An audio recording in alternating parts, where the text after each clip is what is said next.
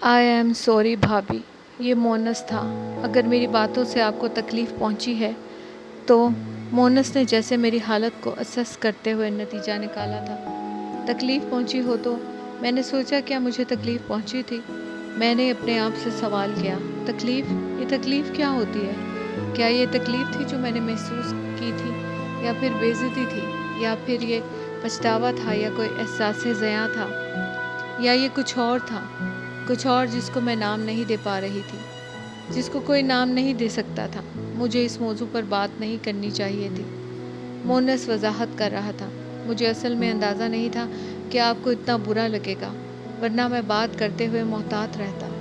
नहीं यार, तुमने ऐसा कुछ नहीं किया कि तुम्हें एक्सक्यूज़ करनी पड़े। मुराद ने मोनस को टोका था। वो ठीक कह रहा था। माजरत मोनस को नहीं करनी चाहिए थे, किसी और को करनी चाहिए थी। मेरे शौहर को, मुराद को, मोमी को, या फिर शायद मुझे। मेहर समझदार लड़की है। वो ऐसी छोटी छोटी बातों पर नाराज़ होती है, ना बुरा मानती है। मुराद मोनस को तसल्ली दे रहा था। छोटी छोटी बातें? मैंने इसके अल्फाज सुने। इसके नज़दीक हर बात हमेशा छोटी छोटी होती है, हर बार, हर बात। और मैं कहाँ की समझदार थी। मैंने कुर्सी छोड़ दी, अपनी जगह से खड़ी हो गई। मुराद के चेहरे से नज़रें हटाए बगैर चुपचाप। मैंने एक बार भी इसे देखते हुए पलक नहीं झपकी थी। मैंने देखा ही पहली बार था इसे। 1 साल में पहली बार मैंने इसके चेहरे को देखा था, इससे जिससे मुझे इश्क था। नहीं, इश्क नहीं था, कुछ और था। इश्क इंसान से खुदा नहीं छुड़वाता। मैंने छोड़ा था। तो फिर क्या ये इश्क था? अगर इश्क नहीं था तो फिर क्या था?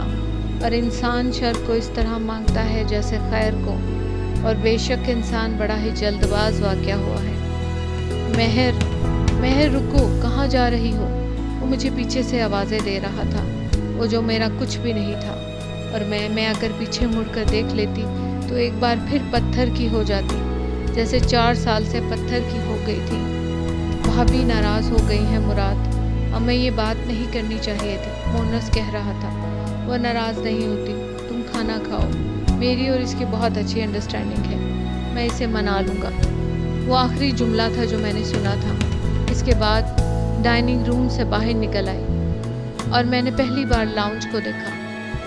मैं इस घर में पिछले 1 साल से रह रही थी, मगर मैंने 1 साल में पहली बार इस जगह को देखने की कोशिश की जो मेरा घर था, और मैं इसे पहचान नहीं पाई। मैं वहाँ क्यों थी?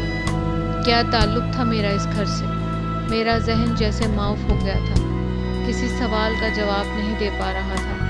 और मैं चेहरों की शनाख्त खो रही थी, या फिर शायद पहली बार कर रही थी। फिर लाउंज से गुजरते हुए मैंने अपने अक्स को आईने में देखा और मैं इसे भी पहचान नहीं पाई। वो कौन थी जो आईने में थी? वो मैं तो नहीं हो सकती थी। मैं महर समी तो कोई और थी, और जो वहाँ मेरे सामने आईने में थी वो कौन थी?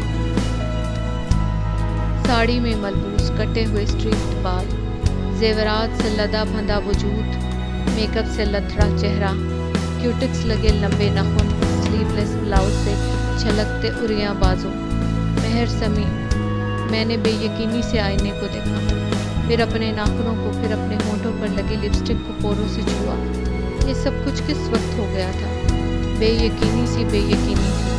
मैं महर समी थी, मगर आईने में नज़र आने वाला वजूद किसी और का था। मगर आईने के सामने मैं थी, महर समी।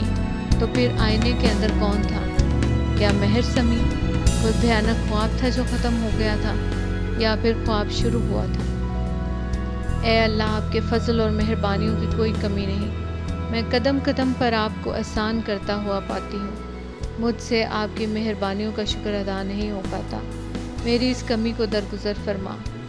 मुझे हर दर्द और तकलीफ़ से महफूज रख। मेरे दिल के सुकून और मेरी खुशियों की हिफाजत फरमा। तारीकी में मैं मोमबत्तियाँ जलाए बगैर इस जगह पर पहुँच सकती थी जहाँ अम्मी नमाज पढ़ने के बाद दुआ कर रही थी।